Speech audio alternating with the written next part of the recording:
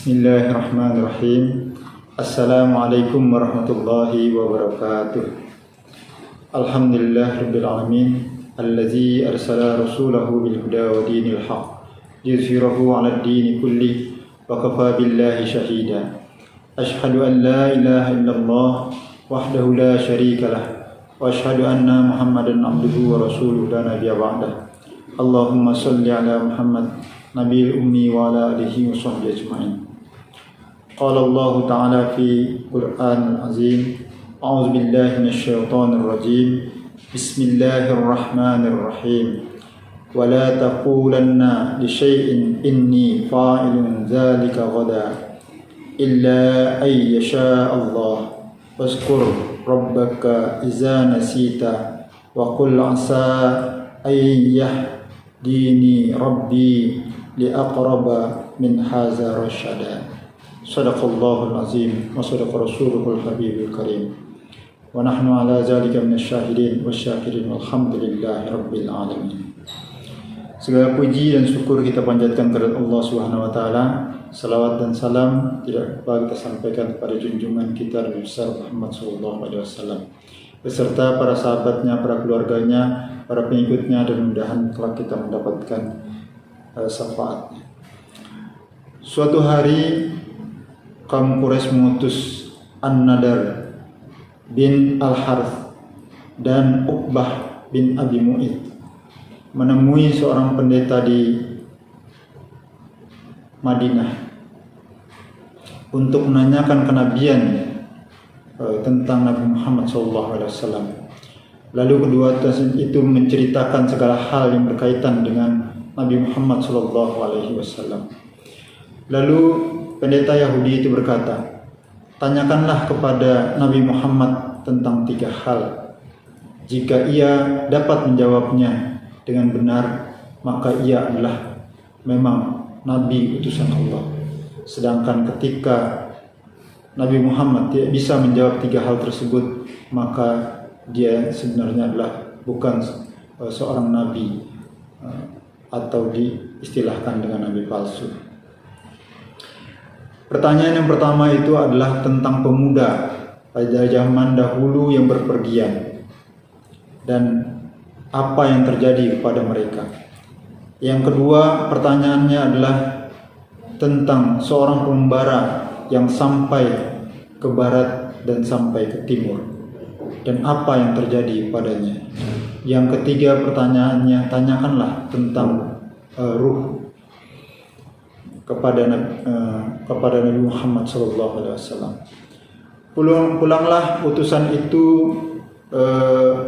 ke kaumnya di Quraisy, yaitu Quraisy. Lalu mereka berangkat menemui Rasulullah yang ketika itu masih di Mekah dan menanyakan ketiga persoalan tersebut kepada Rasulullah SAW. Rasulullah SAW bersabda, "Aku akan menjawab pertanyaan kalian besok." Rasul menyatakan itu tanpa menyertai kata-kata insya Allah.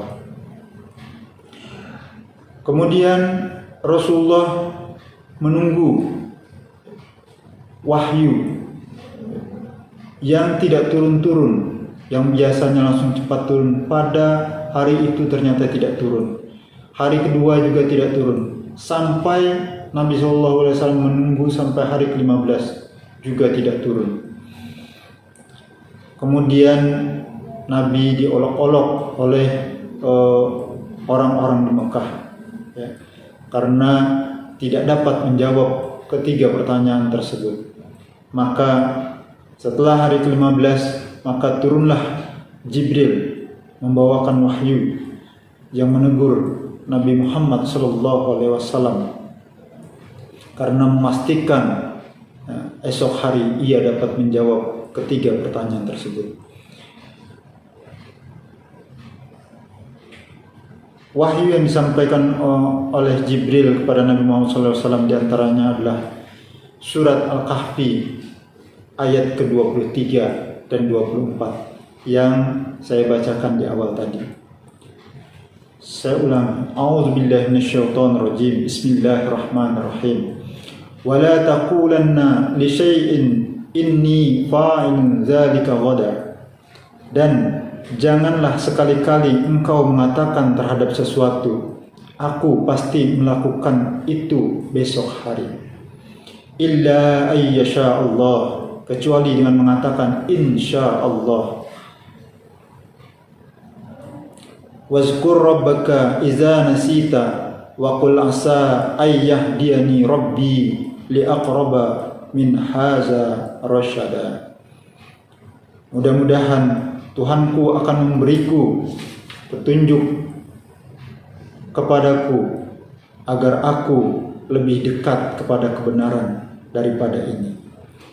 Dalam kesempatan ini Jibril menyampaikan tentang pemuda yang berpergian untuk menjawab dari pertanyaan yang disampaikan oleh orang Quraisy tersebut, yaitu surat Al-Kahfi ayat ke-9 sampai dengan 26, yaitu tentang pemuda-pemuda Kahfi yang berdiam di gua. Kemudian tentang seorang pengembara, yakni Zulkarnain, itu terdapat di surat ke-18 surat Al-Kahfi ayat 83 sampai dengan ayat 101. Sedangkan perkara roh itu dalam surat Al-Isra ayat ke-85. Mufassir Ibnu Jarir At-Tabari dalam kitab Jami'ul Bayan menjelaskan, inilah pengajaran Allah kepada Rasulullah SAW agar jangan memastikan satu perkara akan terjadi tanpa halangan apapun kecuali menghubungkannya dengan kehendak Allah Subhanahu wa taala. Kemudian selanjutnya adalah bagaimana menuliskan kata insya Allah dalam bahasa Indonesia. Apakah menggunakan SY ataukah SH? Maka sesuai dengan keputusan bersama Menteri Agama dan Menteri Pendidikan tahun 1987, huruf Shin itu dituliskan dengan SY.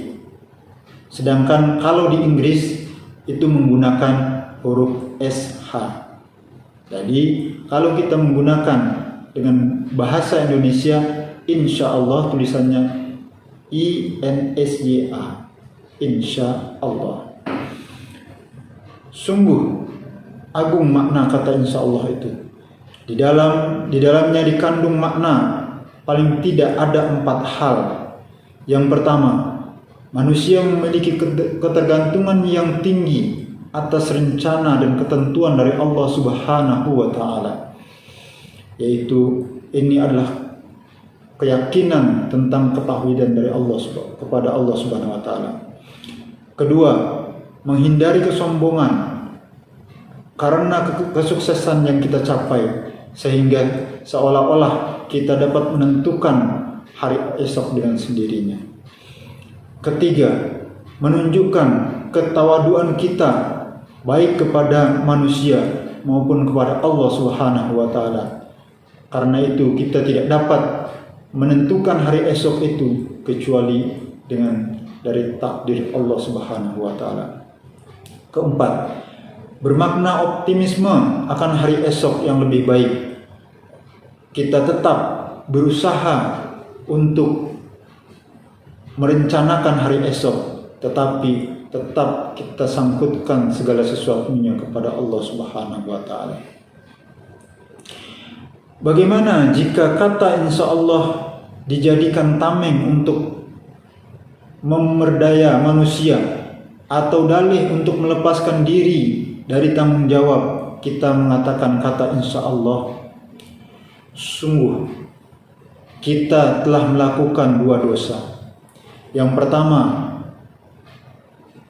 kita menipu kepada Zat Khalik, pencipta kita yang maha mengetahui, dengan menggunakan kata-kata Allah di sana untuk berjanji kepada manusia lainnya. Yang kedua, kita telah menipu diri kita sendiri, karena sesungguhnya kita sebenarnya tidak ingin melakukan hal tersebut, tetapi kita menggunakan kata insya Allah. Ini adalah penipuan untuk diri kita sendiri sebenarnya. Demikianlah mengenai kata insya Allah ini, mudah-mudahan dapat bermakna pada seluruh hadirin yang mendengarkan kultum saya pada saat ini. Hanya kepada Allah kita kembalikan segala urusan, dan hanya kepada Allah kita bertawakal. Akhirul kalam, billahi taufiq wal hidayah. Assalamualaikum warahmatullahi wabarakatuh.